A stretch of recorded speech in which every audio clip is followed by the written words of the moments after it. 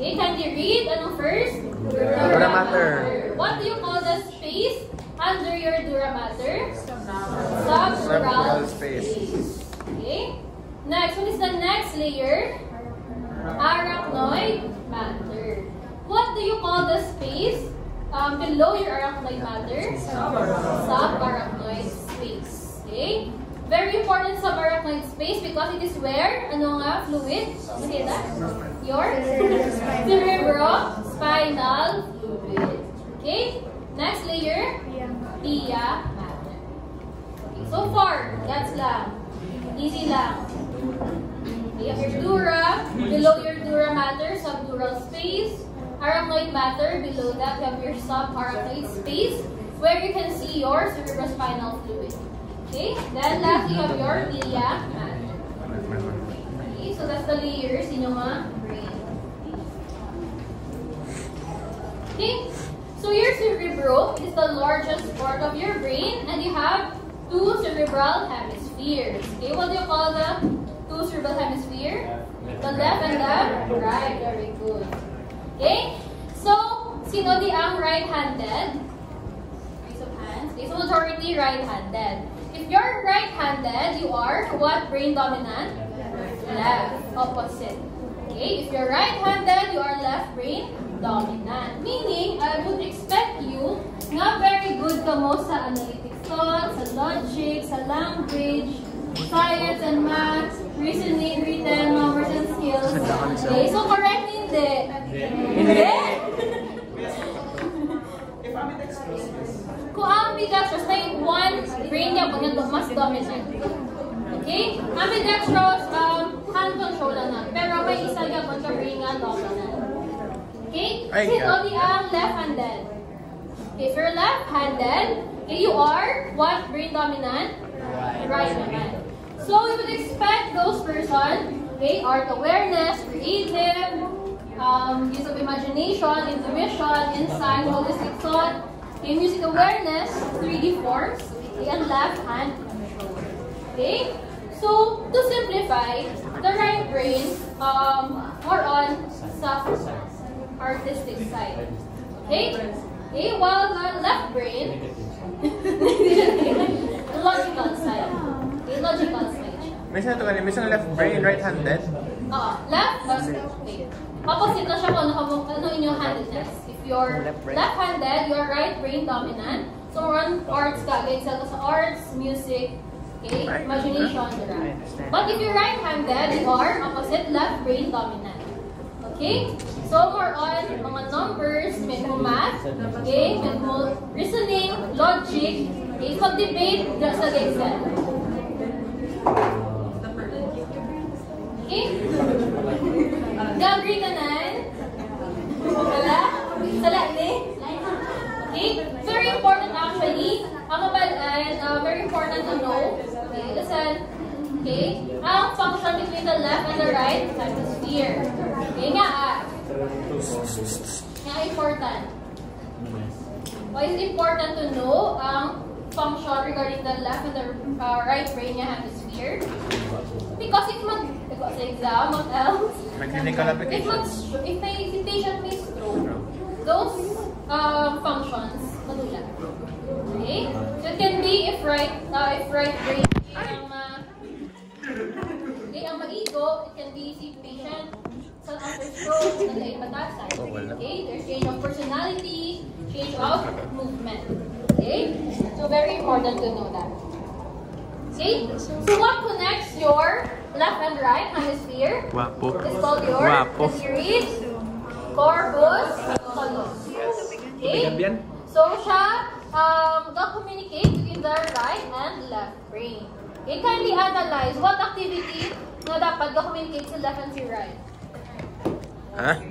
What activity that needs constant communication between your left and right brain? Breathing. Breathing, what else? Blinking. Walking. Blinking. Balance. Okay, so we're on coordination kid. Okay, like when you are riding the bike, diba, left and right in the iyo. Okay, coordination ng mga activities. Okay, very important. See, corpus callosum. Next, let's discuss some brief terminologies. For the surface anatomy, okay, amo na siya makita sa brain nyo nga doon ga mamoni. Kita niyo na. Okay, di ba your brain doon may mga ridges, may mga folds, may mga surfaces or grooves. Okay? They say ko no, if you have many folds and grooves, alam ko no. Smooth ako na siya. Kasi tingnan mo, grooves and Bukin niya. Saan? Yan, papel dali ako, miss. Okay? So, when we are talking about gyrus, okay, or gyri, it pertains to folds, okay, and function is to increase surface area. Okay, the opposite, ang fissures or ang grooves, it is called your sulcus. Okay, sulcus or sulci. Okay? Again, gyrus, ang folds, okay, ang grooves is your sulcus. Okay? Next, let's discuss briefly lang or intro lang lobes of the cerebrum.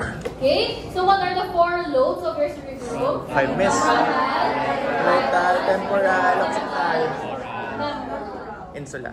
Okay. So, next. So those are your 4 lobes. Okay. So let's discuss what are the functions of those lobes. Okay? You remember, naka-discuss with the senses, kung ano nila primary visual area, sensory area, okay? Sense of, mga primary, sense of taste, hearing, okay? Nanana can be na-plug na sa brain nyo, kung diin sila ang functions nila. Okay, as you can see, the ray more on the movement, okay? Information, intellect, okay? So, diri, temporal, hearing, memory. Usually, ang memory are sa temporal lobe. Okay? Parietal, diri, sa top, more on sensation. And occipital, visual. Okay? Then you have here, okay, your brainstem. Okay? Brainstem more on for the breathing part of it. Okay? Okay, frontal lobe. Okay, so these are the primary function. You have there voluntary movement or motor movement. Okay, you have your personality. Okay, emotional regulation, moods, aggression. You have your motivation as well as planning, reasoning, problem solving, and intellect. Okay, if si patient ma-stroke sa during a lobe or ma-damage during a lobe, do that nito na. Okay, it can be mas pwede siya mag-process information. Okay? Like EO. Okay? Or unregulated emotions. Next, with your parietal lobe or on sensation na laban. Okay? Sensory information to pain, touch, balance, taste, and temperature. Okay? There, let's see. Parietal. Okay, next. You have here your temporal lobe. Okay, this is for processing sensory information as to hearing and recognizing language, smell, okay, memory processes, usually long-term memory din makita, okay, abstract thoughts and judgment decisions, okay. If si patient may trauma na stroke, temporal lobe, hindi siya kadumdum. Amnesia. May amnesia. Okay? Ego ang memory. Then lastly, occipital lobe, mainly for vision. Okay? So major visual processes for depth, distance, location, identity of seen objects. Okay? So far, got some functions of coronal lobe. Yes, miss. Okay? Sige. Tell me if frontal, occipital, temporal, or parietal. Memory, temporal. Vision, occipital. Hearing, temporal. Personality, frontal. Intellect, frontal. Movement, frontal. Sensation, parietal. Temperature, parietal. Next, let's move on to the circle of physics. Familiar? Familiar. Di ba miss nga ang temporal, ng memory, di ko mag-Alzheimer's, miss ang mga siyang logo na ka-affect. Not necessarily. EFA, pathology with Alzheimer's is ang dopamine. Yan neurotransmitter. Neurotransmitter ang cause ng brain degradation. Okay? But if let's say trauma, directly sa temporal lobe, ito si memory. Okay? Next, familiar? Circle of Willis. Circle of Willis is your blood supply, your brain. Okay? So,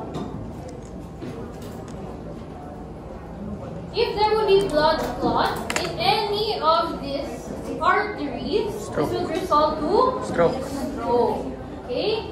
So, very, a lot of branches. Let's say, sa diri, mas stroke, di ba may blood clot lang din, hindi na magiyon ni patient iya bikamot or tiin. Okay? Sa diri, lain naman. Diri, lain naman. Okay? You have many branches. Okay? That gives blood supply to the lobes of the brain.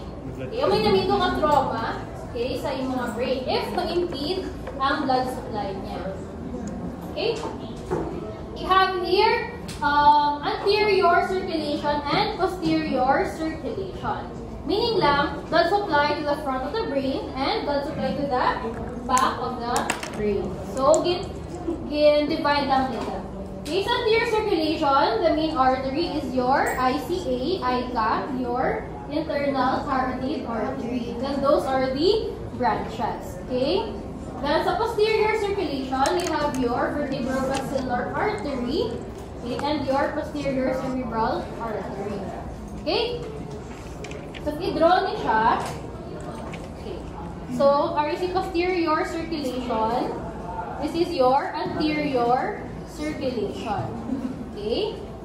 Maagin divide, your posterior circulation gives blood supply to the back of the brain. Sa anterior, front of the brain. Meaning, if may blood clot sa back of the brain, ano nga lobe ang igo? Occipital. Meaning, mabulag si patient. Okay? So, mukha mo na mag-link, okay, with the conditions. Okay? So, dito na sa posterior circulation. Okay. First, you have your, this one. This is your vertebral artery. Okay? So, siya nga, ang may isa sa main artery sa posterior circulation. If mag-connect ang duwa ka vertebral artery, it will now be called your, this one, your basilar artery. Okay, basilar artery. Okay, then the last branch here, okay, are sa likod sang cerebrum, is called your posterior cerebral artery or your PCA. Again, may three main langgit na arteries sa posterior circulation. You have your vertebral. Mag-connect ang duwa ka vertebral, it will now be called your basilar. Okay, then mag-branch sa left and right at the back of your brain here. Okay, to your left and right, posterior cerebral artery. Okay, so anong itong main gate? Okay, ang other branches, you have your anterior spinal artery, posterior spinal artery. Sige lang, hindi lang yan eh. Okay, your pontine arteries. Actually, damo din siya yun. Hindi na ako mag-elaborate. Okay? Well, your anterior circulation, you have your ICA here. Siya rin dumata-mata. Your internal carotid artery. Okay? With your ICA, siya mahatag branch of sakay middle cerebral artery. Okay? And you have here the anterior connecting cerebral artery. Okay, may isa pa din. You have your ophthalmic. Okay? Next, what do you call the artery that connects your ICA to your PCA? Posterior connecting. Posterior Connecting artery. Or posterior communicating artery. Okay? What connects both ACA, anterior Cerebral artery, it's your anterior communicating artery. Okay? So, muna siya. Anterior circulation. So, si ICA ang main gate. Internal carotid artery. Okay, it will branch off to your middle cerebral artery. Anterior cerebral artery. Okay? What connects your anterior to your posterior circulation? Posterior communicating artery. Okay? What connects both ACA and anterior communicating artery? Okay, so far clear lang. Okay lang? Hindi na? Kaya. Okay. Sige. Circle of Willis. Ano ang main branches sa posterior circulation? Vertebro-basilar artery. Okay, so di ba may duwa ka vertebral artery? Ma-connect, what do you call that artery? Basilar. After your basilar, ma-branch out to left and right. Posterior cerebral artery. Next, sa anterior, you have the main artery called your internal carotid artery. Okay, it will branch off to middle cerebral artery. What else? Anterior cerebral artery. Okay. Next, with your cerebral cortex, so again, sensory areas will receive sensory information, perception. Motor areas, voluntary movement. Association areas, more on other function like your memory, emotions, reasoning, will, judgment, personality traits, and intelligence. Okay? So, if neuroanatomy na ka mo, you will memorize this all. Ay, hindi pa ulit. Hindi pa intro pa lang din. Hindi na mag-discuss, but know lang ang may mga areas ka mo. Okay? Main areas. Okay? You have your primary auditory area. You have your primary somatosensory area. Okay? Your primary motor. Okay? What else? Okay? Wernicke's area, Broca's area. Okay? Meaning, may plot sa sa brain nyo kung tiin na siya ang iyang function. Okay? Okay, primary visual area sa occipital.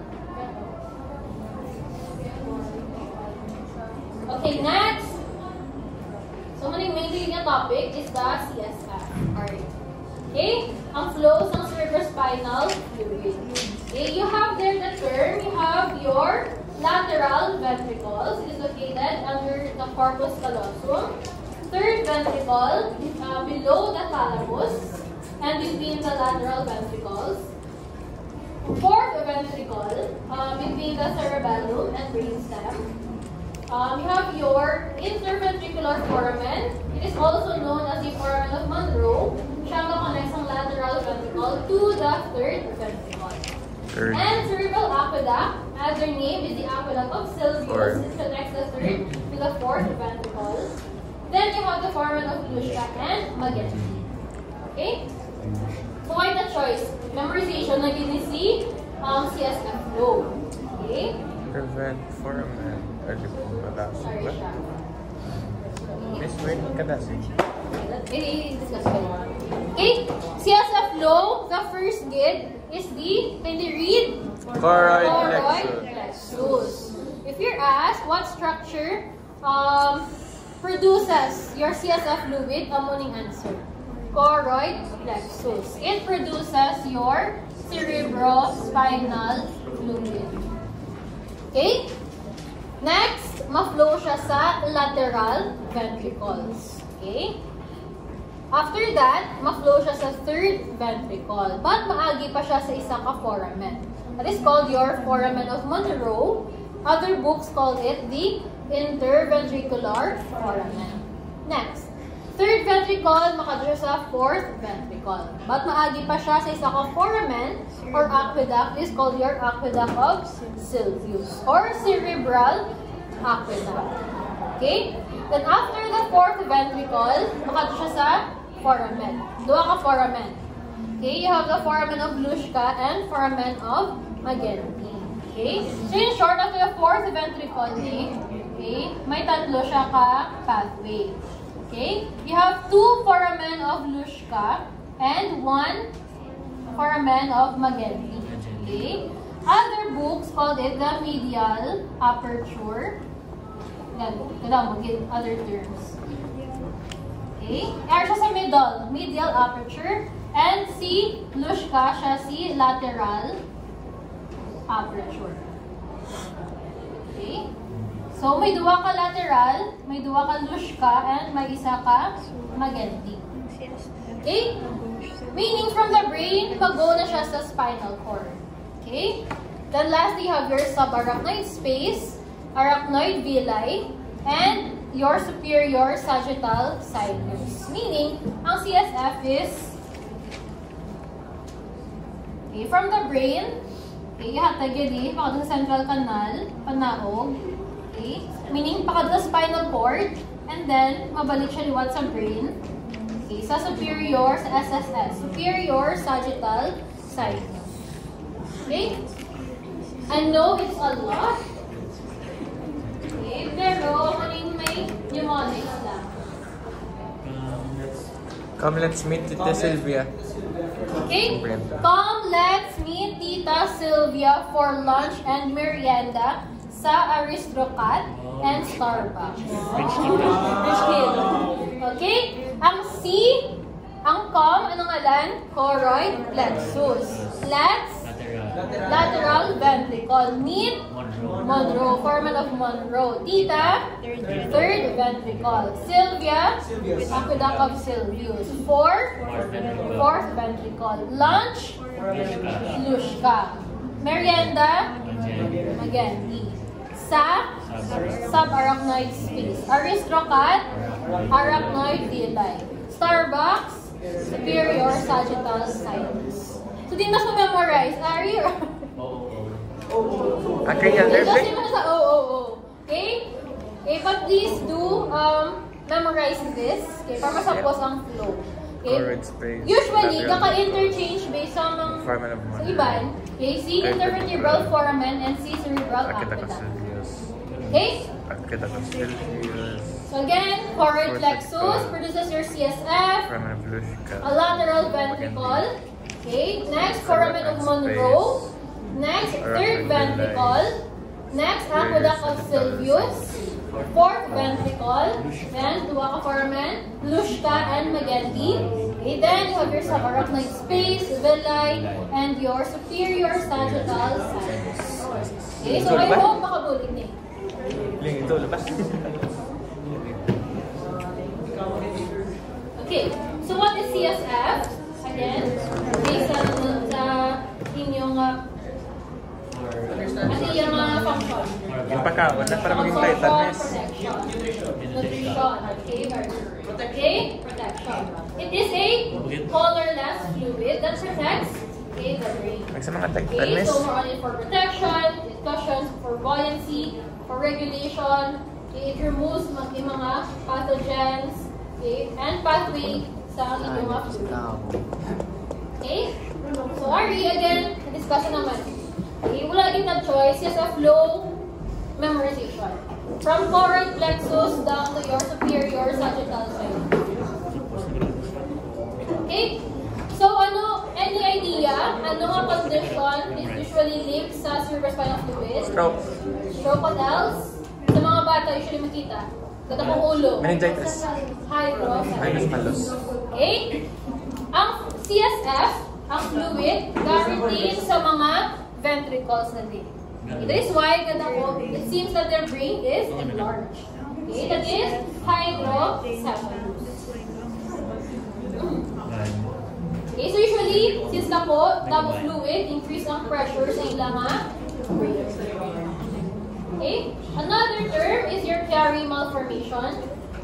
With increased pressure sa brain, drag down ang other structures downward.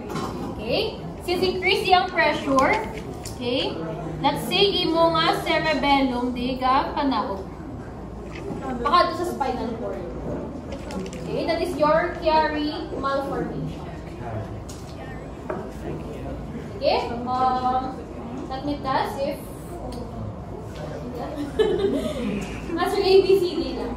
Okay, your CSF is a clear, colorless liquid, primarily made up of water that protects the brain and spinal cord. Okay, what structure produces your CSF? It's your C. Your choroid. Okay, what connects your third ventricle to the fourth ventricle?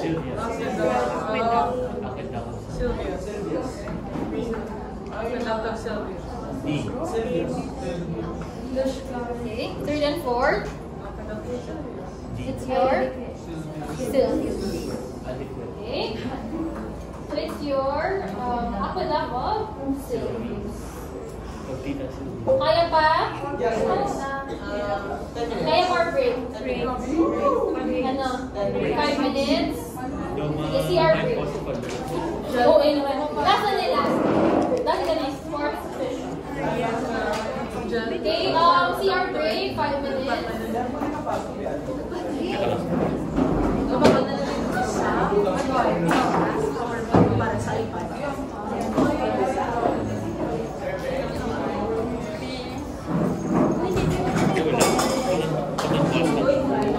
Hypertrophy, we need to increase ang intra-sectional area of the muscle. Okay, basically increase ang muscle size. Okay? So let's say ma-start ka gym, you would expect madakuin mo muscles after 6 to 8 weeks pa. Okay? Hindi siya yung tigida. One session, kailangan madungo ko ay gidhaw. Okay, again, 6 to 8 weeks. Miyara eh? Okay, hindi advisable na 7 days good. Yung mga exercise. Okay? Pwede 5 days, 4 days, and then incorporate lang active resting. Okay? Ano to, miss? Intrasectional, ano to? Intersectional area. Okay, then you have types of muscle contraction. You have your isometric, your concentric, eccentric, isokinetic, and isotonic. Okay? So, okay, be tatlo ka volunteer. 1, yung pa. 2, yung isa, 3. Okay? Ate, ikaw na nanggap, diba? Okay.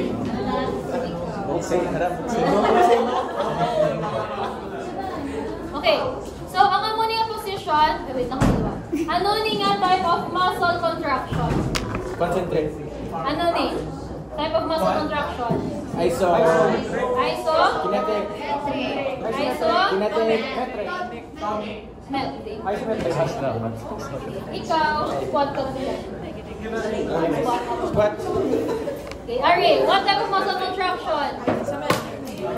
Is it concentric or eccentric?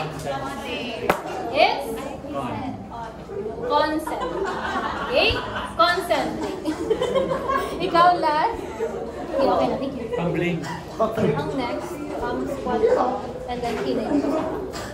Okay? This what type of contraction? What type of contraction? Eccentric.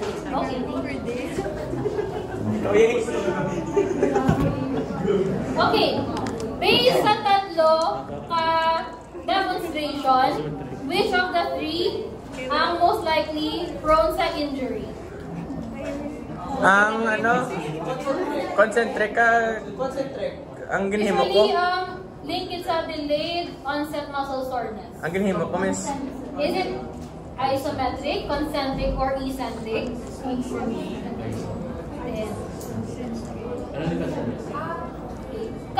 Ano na ka mo, katising na ka mo when you exercise, pagka next day, sakit-sakit niya lawan. Yes. Okay, that is called Para, your delayed onset muscle soreness.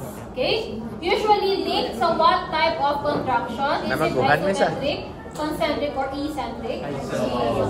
Sa eccentric. Okay? So, ganyan mo yan. Okay, eccentric. Ay, so kinetic. Okay? So, ang first demonstration, that was isometric. This is when the muscle produces force with no apparent change in the joint angle, but there is tension. Okay? It is called your static or holding contractions. Okay? The function is that it stabilizes your joints. Okay? Ang aring exercise, what do you call this one? Lang. Lang. Okay? So, wala siya do movement. Okay? But there is tension sa muscle. Okay? Sa core usually. Okay? So, that is your isometric contraction. Okay? Usually, inihiwa siya naman, let's say sa stroke patient, ang mag-iuni patient, yung mo lang ni.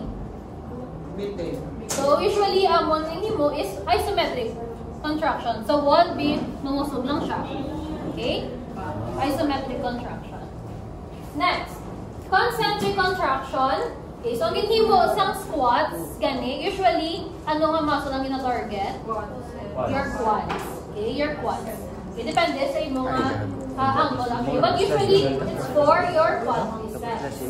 Okay? Ano function ni quadriceps? Ano function ni quadriceps? Ano? Hip? Flexion extension. Flexion. Hip flexion, knee flexion extension. Extension. Extension. Okay? So, sa concentric, okay, if ano ang movement sa mga muscle, okay, that is the concentric contraction. Okay? Shortening of the muscle proximal, and distal insertion points move closer towards each other. Okay? Shortening contraction or for acceleration of the body. Again, kung concentric, okay, kung ano ang action sa mga muscle. Okay? For shortening. Mas kapoy siya because you are generating more force. Okay? Mas kapoy siya pero hindi siya mas maka-elicit injury. Okay? While you're eccentric, it is lengthening. That is why medyo link siya sa mga micro tears, okay, sa mga muscle. Okay? It is when the muscle lengthens. Okay? Activation. During activation, okay, muscle lengthens and the muscle points of insertion move away from each other. Okay, lengthening contraction, and this will decelerate the body segments. Okay, for shock absorption. Okay, so if eccentric naman, it is the opposite nga action sila. Okay, so papason na lang. Biceps curl. Okay, or elbow flexion. Okay, anong function ni biceps? Elbow flexion. Elbow Flexion. Okay, pag elbow flexion to, concentric, eccentric. Concentric. Okay, so since elbow flexion is concentric, what is the eccentric na contraction? Elbow extension. Elbow extension. Okay, opposite, let's say, ang iyan naman yung antagonist muscle, like your triceps. What is the function of your triceps? Elbow extension. Meaning, anong concentric ya? Ano eccentric contraction ni triceps? Elbow Extension. Ano yan eccentric? Elbow flexion. You are stretching your triceps through elbow flexion. Okay? So, para di ko maglibog, i-memorize nila ko ng action niya. That is the concentric. Ang opposite na, you are stretching that muscle, that is its eccentric action or contraction. Okay? Isokinetic, it is when the rate of movement is constant. Usually, gina-use siya with the machine.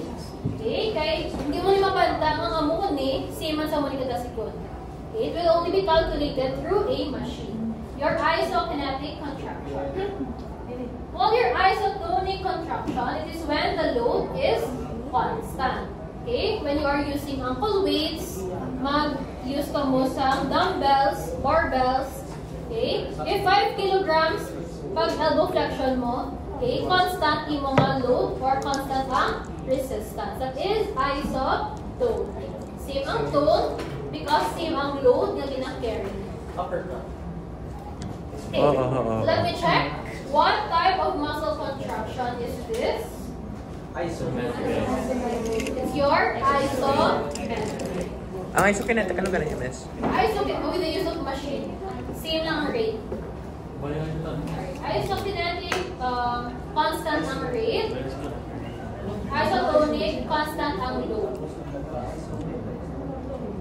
Okay, so let's say may use ka mo ankle weights, same lang load yan.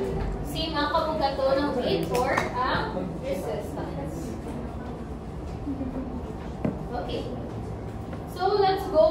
partial physiology Ay. overview with your exercise physiology. Siyempre, when you exercise, galing yung heart rate. Gasa ka. BP. Depende ko na. Taas heart rate, taas Mataas. BP, taas na na. Taas na na. Okay, with your cardiovascular, pwede mga changes with your heart, okay, blood vessels, and with your blood. Okay? So, hindi ko na-discuss natin eh. Kaya Sir Kalin. Okay, so na-discuss naman with your blood flow to the heart, okay, from the superior vena cava sa right side, okay, baka doon sa lungs, then from your lungs, the left side, baka doon sa rest of the body, okay. Sa right side, what type of blood ang makita, okay? May oxygen, wala? Wala. Wala Di oxygen. Kaya mangayo pa siya kay Lungs. okay. From the lungs, baka doon sa left side of the heart, Atrium. may oxygen, wala? Ara. May R na. Okay? So, what is the largest chamber of the heart? Ventricle. It's your left ventricle. Okay, siya may pinakakusog na chamber. Okay? So, your heart valves, this prevent the backflow of the blood. Okay? So, kung may backflow, ano nagkaroon? Ano matabo if may backflow? Madunlan. Okay, so malumos or madunlan. Okay? Very dangerous because, di ba, kabilang mo sa may blood nga, may oxygen nga wala. If may valves, possible mag-mix to. Okay? Ang may mga, Masamo. okay, mabalik to siya. Okay? Or ang mabalitan ng blood sa lungs nyo. Okay? So, again, very important si heart valves. So, siya ang gate. Okay? This will prevent the backflow of the blood. So, dapat, if makasunod siya sa mga chamber, sa next nga chamber na. Okay? Hindi naman, pili ka, balik. Next. What are the names of your blood vessels?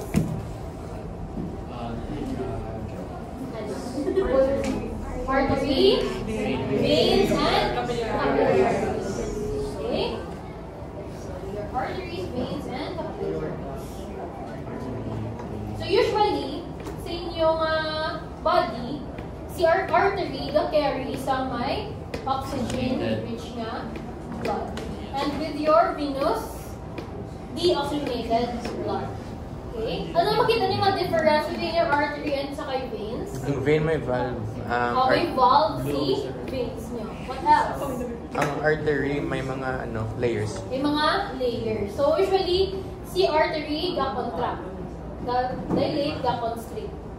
Si veins, nipis siya for one storage sa blood lang. Okay?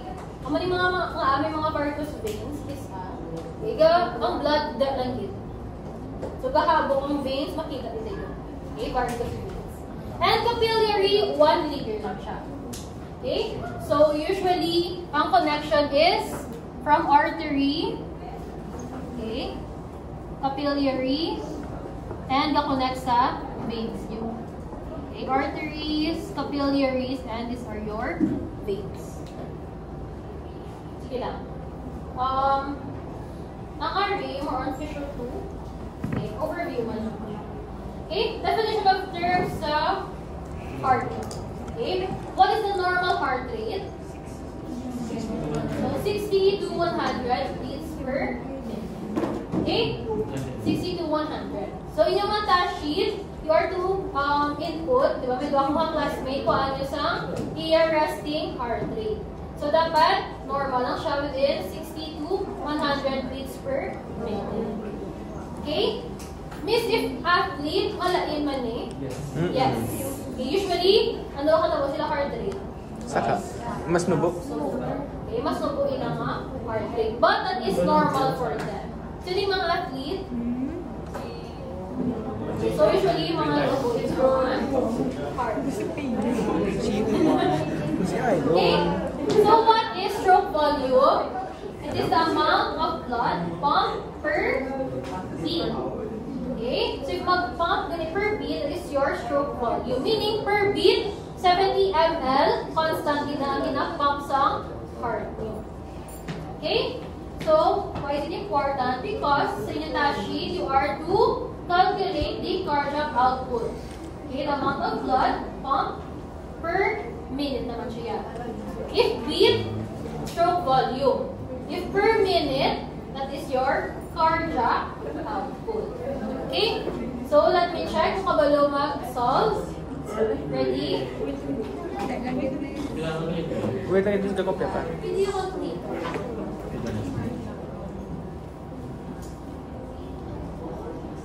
Again, fix again ang stroke volume na 70 ml. Okay? So, ang ilalagay formula is to get the product sa inyong heart rate and sa stroke volume. Okay? So, blank times 70 ml. Okay? And the normal cardiac output is 4 to 6 liters. Okay? Then within your heart, may period of contraction and relaxation. Okay? So here, you're given 95 beats per minute na heart rate. Kindly solve for the patient's cardiac output.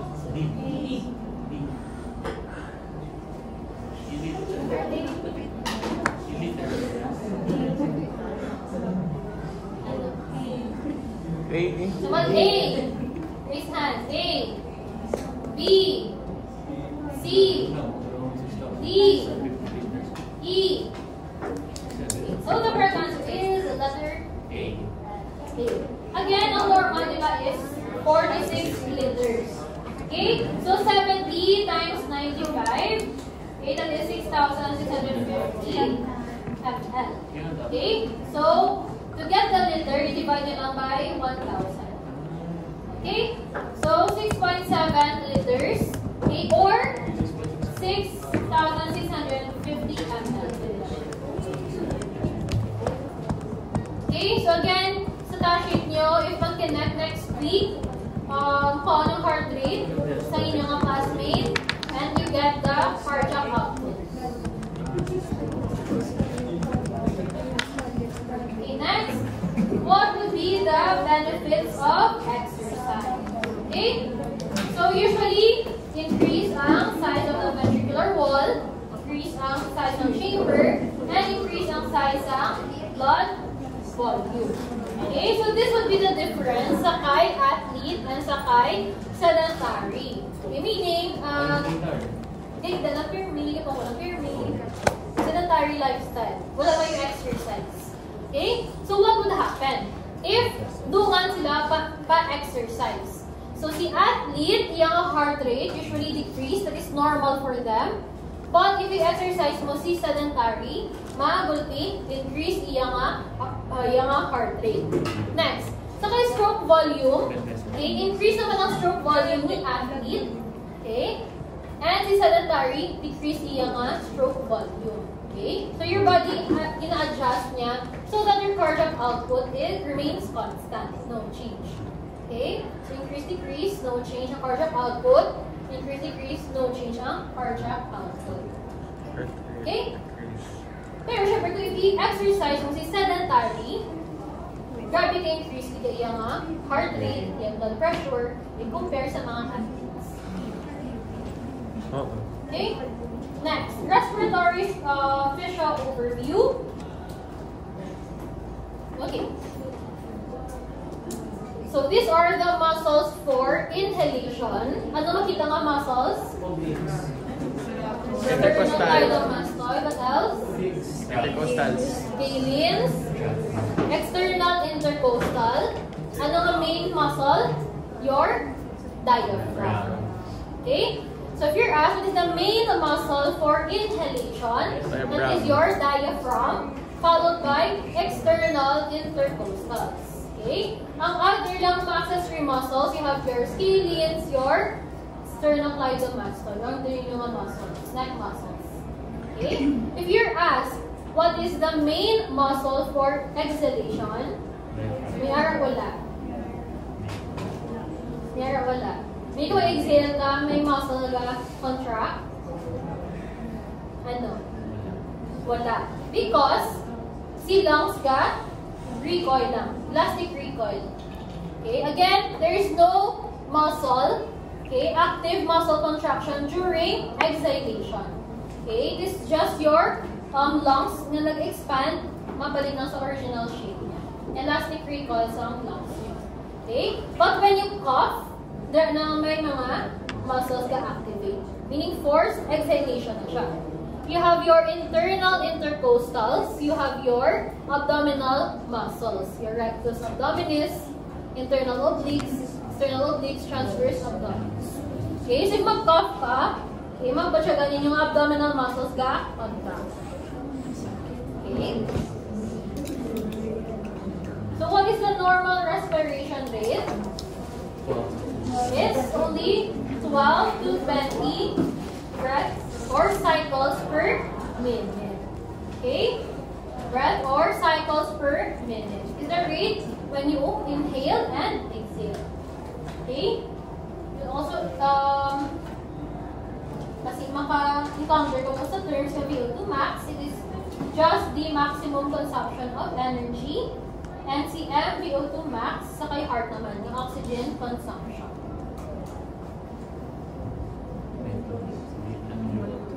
Okay, so sa task sheet, you are to task man to get the resting respiration rate sa inyong classmate as well as after exercise or after the sport. Okay, let me ask you, what is the normal respiratory rate in adults? 15. A, B, C, or D? Hindi na. Respiratory rate. Ano man yung sa PMS man? Cycles per minute. A. A means It's letter A. Okay? So, respiratory rate, 12 to 20 cycles or breaths per minute. Okay, see 100, yeah, beats per minute. This pertains to your heart rate. Okay? Below 120/80, that's your blood pressure. And 98% to 100, oxygen saturation.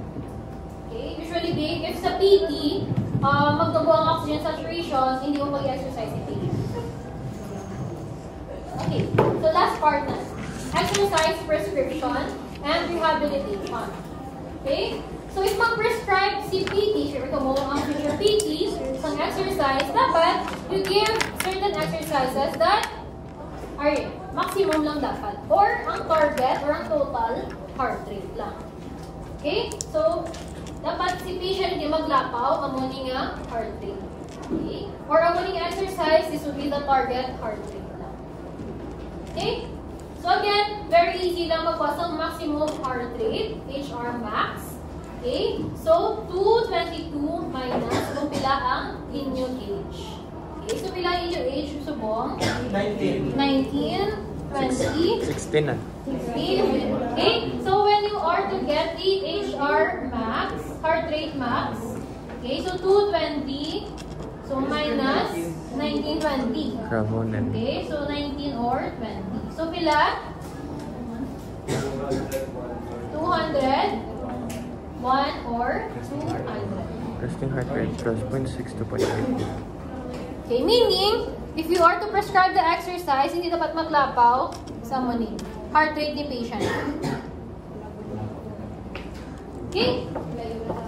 Then next, when you are to get the total heart rate using the Parvonen's formula. Okay? So, that's a choice. Memorize din ang formula.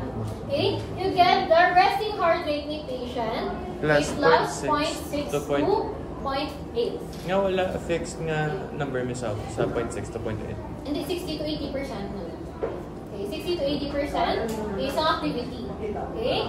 You get the HR max minus the resting heart rate. Okay? So, para hapos, kung ano ang HR max ni patient. Okay? So, 220 minus 20 big. So, 200. And when you got the resting heart rate, let's say, pila 60. Alright. Okay, so, mali mag-compute ang total heart rate. Okay, so HR max, anay, 220 minus ang age, let's say 20 years old, so 200. Okay, you minus the resting heart rate, that is 60. Okay? Siya. 140. Okay, then 140, i-times mo sa 0.6 and sa 0.8. So that is 84 plus 60 and 112 plus 60. Okay? So total heart rate is 144 to 172 beats per minute. Ang gawin na siya. Kung 60 ka ng 80. Ha? 112? 140 times 0.8. Arrange. 140 times, hindi ba isang 112, miss 140 times ano na is? 8.8. So again, let's say si patient is 20 years old and the resting heart rate is 60 beats per minute. Okay? So HR max, so 220, di ba? Minus the age. So 220 minus 20, that's 200. Okay? 200 i-minus mo sa resting heart rate na 60 beats per minute. So 200 minus 60, 140. Okay? Sorry, may math din siya. So 140 times po ng 60%, that is 84. 140 ko ng 80%, that is 112. Okay? Di ba una si multiplication kay addition? Then you add, again, ang resting heart rate, 84 plus 60, 144, 112 plus 60, 172 beats per minute. That's that. Even, or kung ko, bilang resting heart rate ng patient. Malayo na siya ko lang say, the resting heart rate is 80 or 100. Okay, so kaya lang, kung magpapang mo sila classmates, Kaya, may kung ano yung formula. Basta may calculate. Basta may calculate. Basta may calculate. So sa mga board exam, ang muling nagwa lang formula. Pasolve kami sa project output. Hindi pwede ka dala calculator. Pwede ka dala. Sa board exam, pwede ka dala. Pero ang normal lang na. Okay, last. The phases of sports rehabilitation. Okay, so if may injure ng athlete, okay, or patient, usually phase 1 is, can you read? Aray mo na. Resolving pain and inflammation. Okay? So usually daan, si patient magambal kabi, i-raise ang kamot, agay, dito ng asta. So you need to resolve the pain and inflammation before mahatag ang full ROM na yan. Ibig tungod na nga, sakit. Okay? So resolving pain and inflammation, usually gahatag ka cold packs, may hot packs, or TENS, ES, tanan. Next, you are to phase 2, restore the range of motion. So dapat ma-full kidney patient or full kidney ang ROM. okay, or near normal. Phase 3, Strengthening. Okay, so usually you restore the range of motion before ka mag-strengthen. Proprioceptive. Next, stage 4, Proprioceptive training. proprioceptive training. Okay, so usually yung muling kakalipatan sa sports rehab, the proprioceptive training. Okay, more on ang balance patient sa certain activities. Okay? Then last, you have your phase 5. Sports or task-specific activities. Okay? So, if, let's say, based sa Olympics, ang PT, kung anong sports ni sa patient mo, tunan. Okay? If ganun ka archery, tanan niya archery, swimmer, tanan niya action sa swimmer, tunan. Again, you are to give sport or task-specific activities. Hello, petian ba? Any question? Iba, ito naman. Question? On? Namihan ko siya mag-rehab.